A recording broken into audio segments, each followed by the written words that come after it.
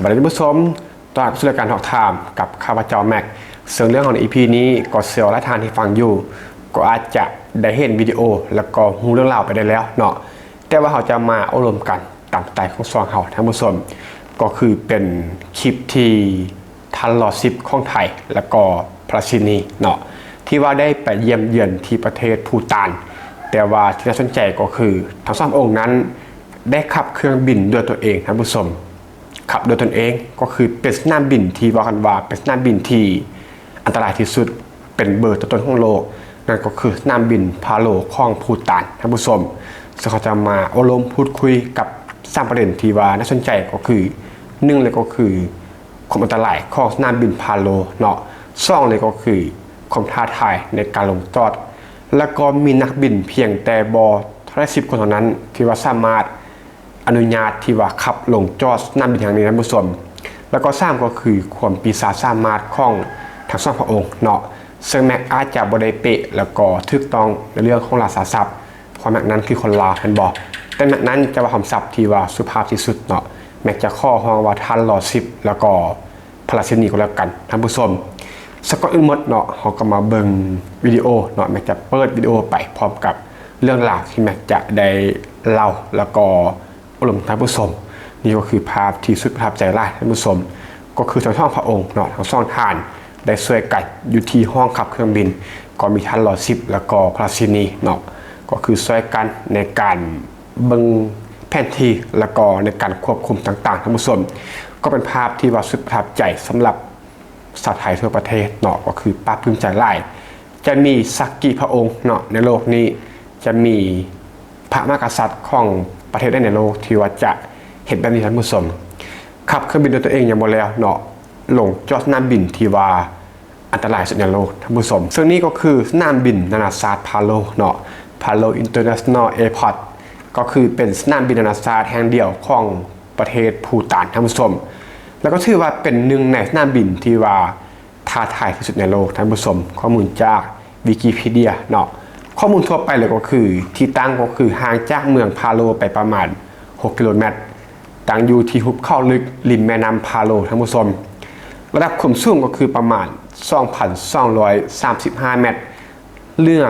ระดับน้ำทะเลท่านผู้ชมก็คือสูงประมาณ2 กิโลเมตรไปปลายเนาะเนื้อระดับน้ำทะเลท่านผู้ชมก็ถือว่าเป็นสนามบินที่ว่าตั้งอยู่ในพื้นดินที่ว่าสูงท่านผู้ชมความยาวของรันเวย์ก็อยู่ที่ประมาณ 2,265 เมตรหรือว่าประมาณ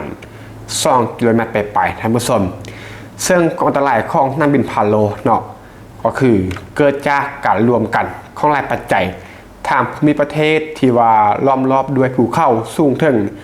5,500 เมตรเรื่องของเทคโนโลยีที่ว่าจำกัดและก็ความบ่แน่นอนของสภาพอากาศท่านผู้ชมนี่คือของอันตรายเนาะโอกาสในการผิดพลาดนั้นมีน้อยท่านผู้ชมก็คือโอกาสที่ว่าจะให้ผิดพลาดหรือว่า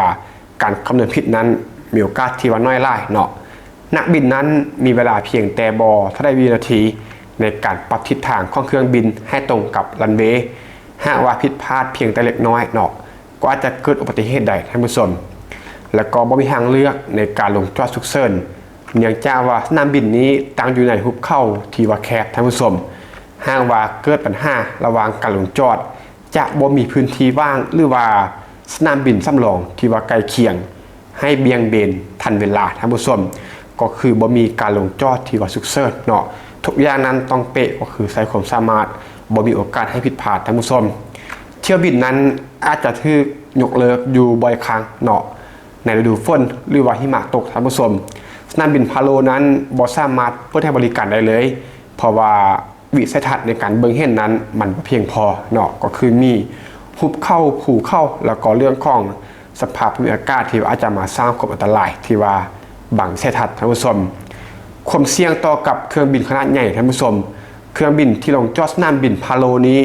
ต้องมีขนาดที่ว่าเหมาะสมแล้วก็มีสมรรถนะที่ว่าสูงเนาะการนำเอาเครื่องบินขนาดใหญ่เกินไปมาใช้งานกับสนามบินพาโลเนาะอาจจะเกิดความสามารถก็คือ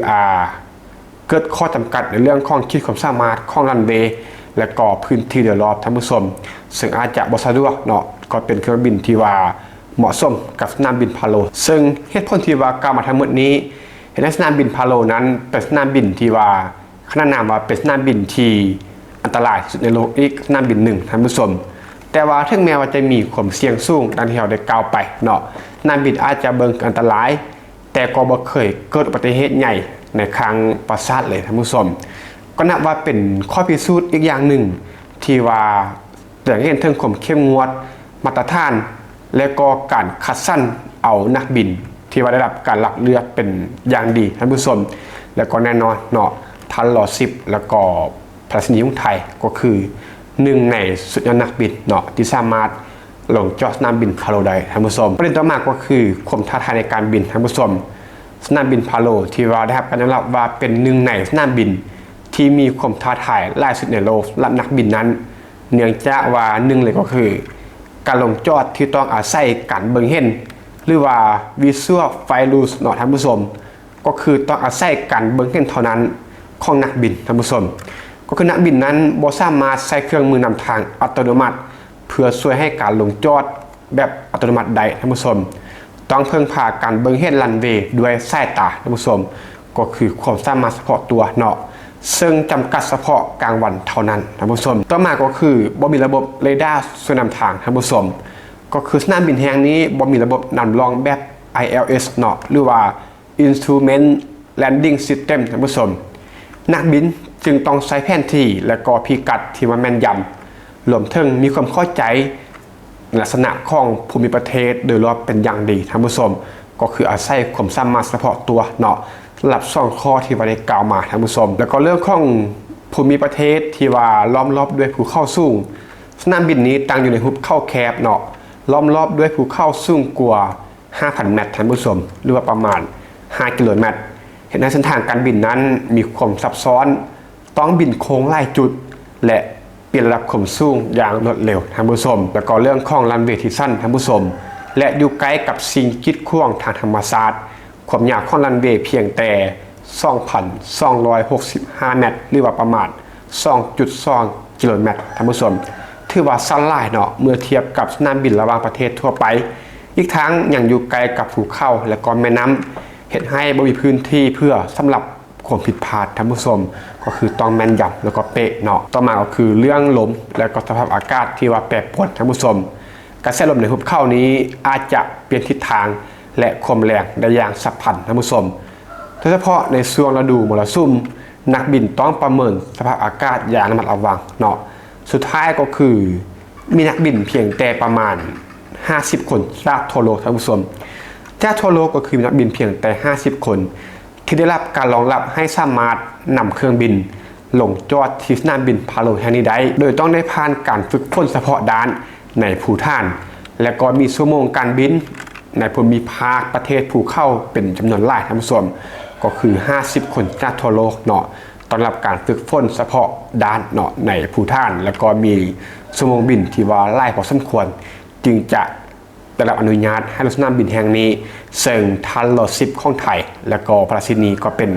หนึ่งในนั้นท่านผู้ชมนี่คือความภาคภูมิใจแล้วก็ความปีศาจสามารถของในหลวงหรือว่ารอ10แล้วก็พระราชินีของไทยท่านผู้ชมสุดท้ายเราจะบอกถึงความสามารถด้านการบินของในหลวงรัชกาลที่10ของไทยเนาะท่านผู้ชมจากเล็กน้อยท่านรัชกาลที่10หรือว่าทันรอ10ท่านผู้ชมก็คือทรงมีพระปีศาจเนาะในด้านการบินอย่างเป็นทางการท่านผู้ชม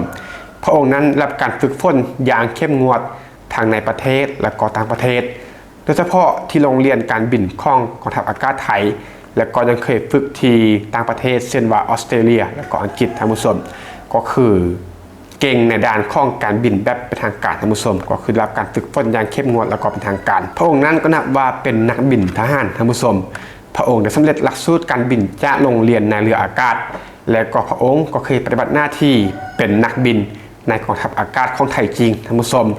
แล้วก็มีชั่วโมงบินนับพันชั่วโมงท่านผู้ชมพระองค์นั้นส่งขับเครื่องบินหลายประเภท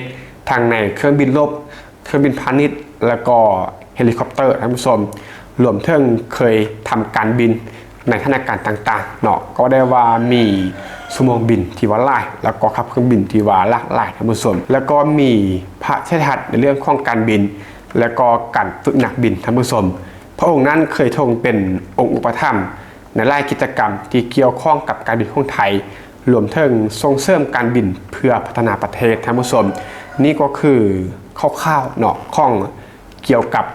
การขับเครื่องบินของรัชกาลที่10หรือว่าท่านรอ10ท่านผู้ชมถึงแม้ว่าสนามบินพาโลนี้จะเป็นสนามบินที่อันตรายสุดในโลกเนาะ